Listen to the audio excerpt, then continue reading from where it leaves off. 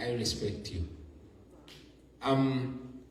But the people of Uganda, batuyamba bonna abalina we bali n'abatalina we bali, they stood with us. Waliwo embozi nyine embozi nga 15 ez'okutolokeza, but there is this one time ono champion Mabina zenga lesedwa nenzijukira nabanyumizaako ku bafaada abantu kuyitanga nga talina kyakuwa naina ku ekitamiro ky'emmisa.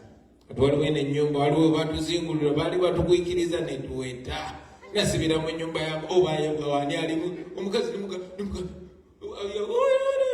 yaze Bobby yinga mchala nenyingira kati nyumba je nyingide mu waya musajja oba nyingide mu nyumba ya mimi nenyingide zipu nezibika nebayitawo kakati omuchala ningaha kati oba kati awo agenda bakubira bagambe nze mu mpaka kadde wono mufune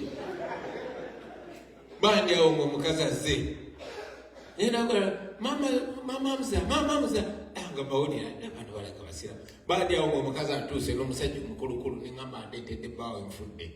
Omusajja genda kubuuza ayingidde otya mu nyumba nanga Bobi tota nze munange oleetedde ono seeka akuweddwa seeka naŋŋamba wanika emikono nkweddwa seeka nasomereddwa nasoma oluwalabu ebeterere kyakulanye ebeterere kyakabulya mukyalinyalyawo namanange munange ze kyembadde nsobola okukola neneyongerayo. But prayers work.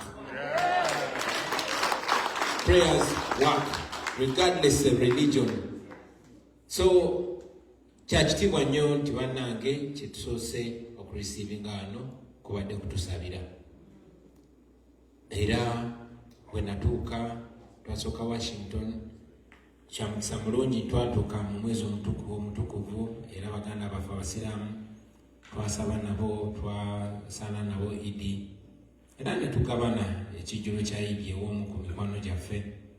Then ne wano tusoose kusinkana mu kusaba. This is not a mistake. So we should take it up. No. God is working here. Zeno naye n'olunkulo naye kakasiza nti Katonda akola. Reverend Achogendeko, he can't believe I'm here. Reverend, I also can't believe I am here.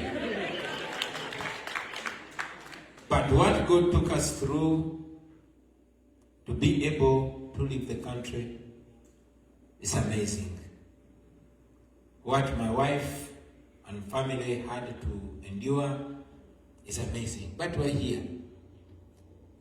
When one very articulate pastor, young pastor, he talked about injustice.